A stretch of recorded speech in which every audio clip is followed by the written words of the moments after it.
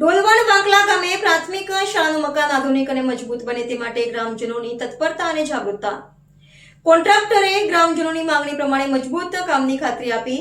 ડોલવણ તાલુકાના વાંકલા ગામે બની રહેલ પ્રાથમિક શાળાનું મકાન મજબૂત અને ગુણવત્તાવાળું બને તે માટે ગ્રામજનોએ કેટલીક સૂચનાઓ સાથે આજે સરકારી અધિકારીની હાજરીમાં કોન્ટ્રાક્ટર પાસે ગુણવાનયુક્ત મજબૂત કામ કરવાની ખાતરી મેળવી હતી. બાળકોના ભવિષ્ય માટે ગ્રામજનો અને કોન્ટ્રાક્ટરે તત્પરતા બતાવી.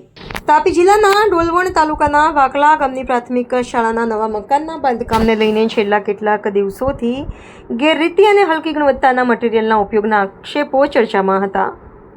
ગ્રામજનો અને શાળા વ્યવસ્થાપન સમિતિના સભ્યોએ બાંધકામની ગુણવત્તા અંગે સવાલો ઉઠાવી જવાબદાર તંત્રનું ધ્યાન દોર્યું હતું.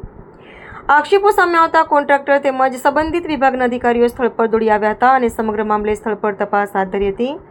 ગ્રામજનો અને એસએમસી સભ્યો સાથે ચર્ચા કર્યા બાદ બાંધકામમાં ગુણવત્તાના તમામ ધોરણોનું પાલન કરવામાં આવશે તેવી ખાતરી આપવામાં આવી હતી.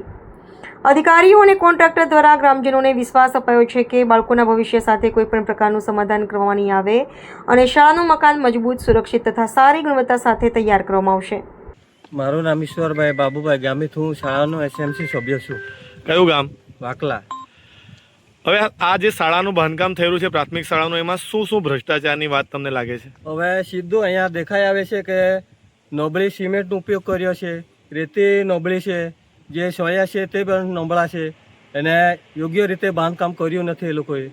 બરાબર છે. તો તમારી માંગ શું છે હવે આ બાબતે? અમારી માંગ એટલી જ છે કે આ જે નવો પાયો નાખ્યો છે એ તોડીને પાછો નવે નામથી આખું બાંધકામ થાય એટલું જ અમારે તંત્ર. જે હાલમાં જે ખોટું કામ, રદ્દી કામ થયું છે, નબળું કામ, એને તોડી કાઢો ને પાછું બનાવો. હા, નવું બનાવે એવી જ અમારી નમ્ર વિનંતી છે. આ સમગ્ર ઘટનાક્રમમાં એક બાબત સ્પષ્ટ થઈ છે કે ગ્રામજનોની જાગૃતતા અને સતર્કતાના કારણે વિકાસના કામોમાં પારદર્શિતા જળવાઈ રહી છે. સ્થાનિક લોકોની રજૂઆત બાદ તંત્ર દ્વારા તાત્કાલિક ધ્યાન આપવામાં આવતા અંતે વિદ્યાર્થીઓના હિતમાં સકારાત્મક નિર્ણય આવ્યો છે. હવે સૌની નજર એ વાત પર છે કે આપવામાં આવેલી બાંહેધરી મુજબ બાંધકામની ગુણવત્તા જાળવીને બાળકોને એક ઉત્તમ અને સુરક્ષિત શૈક્ષણિક માહોલ મળે. વાંકલા ગામના ગ્રામજનોની જાગૃતતાએ ફરી એકવાર સાબિત કર્યું છે કે વિકાસના કામોમાં જનભાગીદારી અને દેખરેખ અત્યંત જરૂરી છે. હવે તમારા ગામમાં જે પ્રાથમિક શાળા બની રહી છે એને લઈને તમે શું કહેવા માંગો છો? હવે જે આ અમારા ગામની અંદર જે પ્રાથમિક શાળા સ્કૂલ બની રહી છે, આ જે કામને લઈને અમારો સખત ગ્રામજનોનો વિરોધ છે. અમે જોઈએ છીએ કે અહીં જે કામ થઈ રહ્યું છે એકદમ હલકી કક્ષાનું અને આમ જોવા જઈએ અમારી ગામડિયા ભાષામાં બોલીએ તો એકદમ ખરાબ ને રદ્દી કામ ચાલી રહ્યું છે. બે ત્રણ મુદ્દા કહેવાના હોય તો પહેલો મુદ્દો શું કહેશો? પીસીસી ને લઈને શું? અમે પીસીસી લઈને એ મુદ્દો અમે કરીશું કે જે એ લોકોએ જે જાળ બાંધી છે એ લોકોએ 16 ઇંચના અંતરે બાંધી છે. એટલું અંતર ન હોવું જોઈએ, હોય તો 6 થી 12 ઇંચના અંતરે હોવું જોઈએ.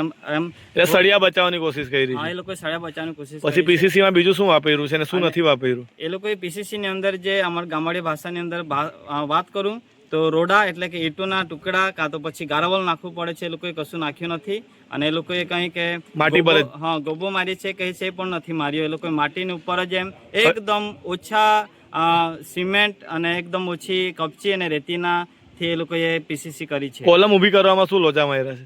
એ લોકોએ એમ જોવા જઈએ તો બધા જ કોલમ એક કે સરખા નથી, બધા જ કોલમનું માપ અલગ અલગ છે.